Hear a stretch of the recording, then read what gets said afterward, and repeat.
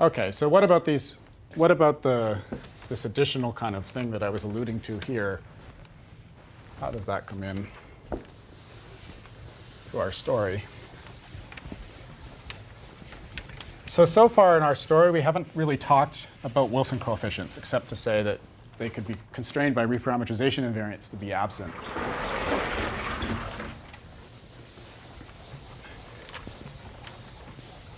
So let's think about Wilson coefficients now.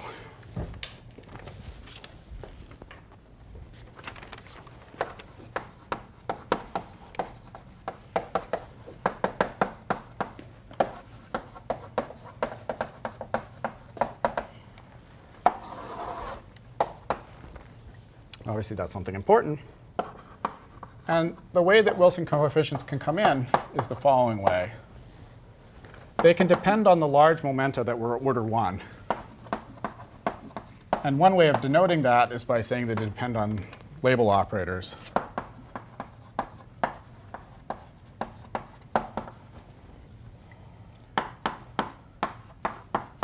OK, so nothing stops that. But if we want the momentum that's picked out by this label operator to be gauge invariant, then we should act on products of fields that are collinear gauge invariant. So the way that we should set it up is to have an operator.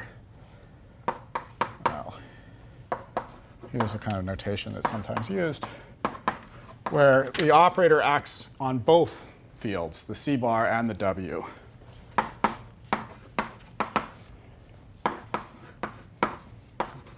Because of our formulas for the label operator, we could also write this as a label operator acting to the left if we wanted. So what this Wilson coefficient is the function. It's not just simply a number. And it picks out the momentum of this product of fields.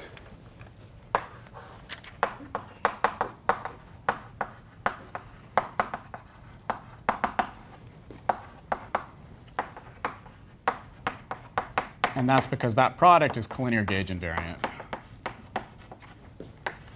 So it's a well-defined thing to talk about.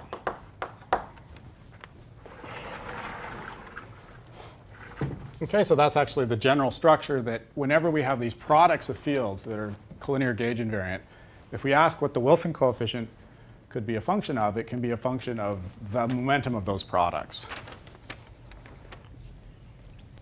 So one way of writing this in a sort of more elegant fashion is as follows.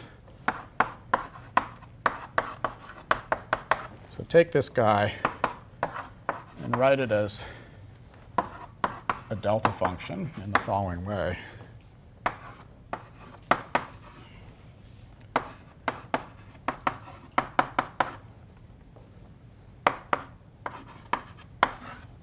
OK, so if I do the integral over this omega, then I would just get back that I stick the p-bar dagger inside the Wilson coefficient and that it acts on this product of fields.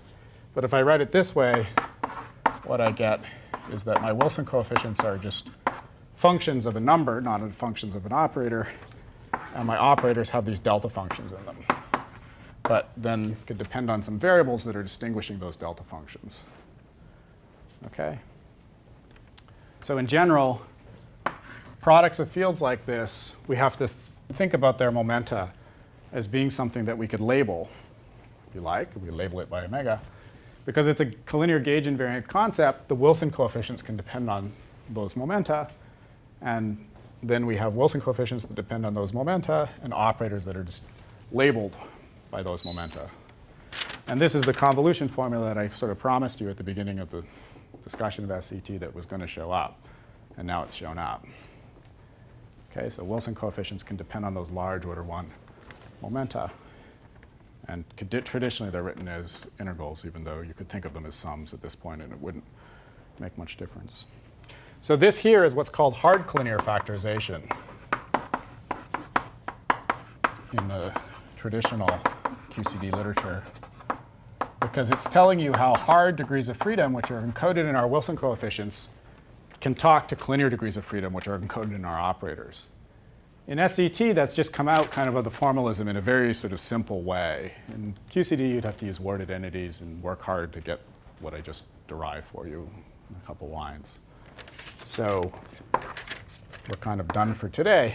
And we've seen kind of two examples of mode factorization in the effective theory, linear and ultrasoft fields and linear and hard degrees of freedom, and how it simplifies the discussion of sort of factorization, which is kind of a traditional, in a more traditional language, which I haven't taught you, but you can believe me is more complicated than what we've discussed. So we'll talk a little bit more about this next time, and then we'll talk about how the ideas that we have here lead us just to define a set of objects that we build operators from. And once we know what those objects are, then we can kind of dispense with a lot of the steps that we've done and just jump right to building operators out of those objects. But the steps here are necessary to understand why it's those objects that we want to build operators from. Okay, so any questions? So we'll talk a little bit about how this generalizes to other operators next time, besides just the one I did here.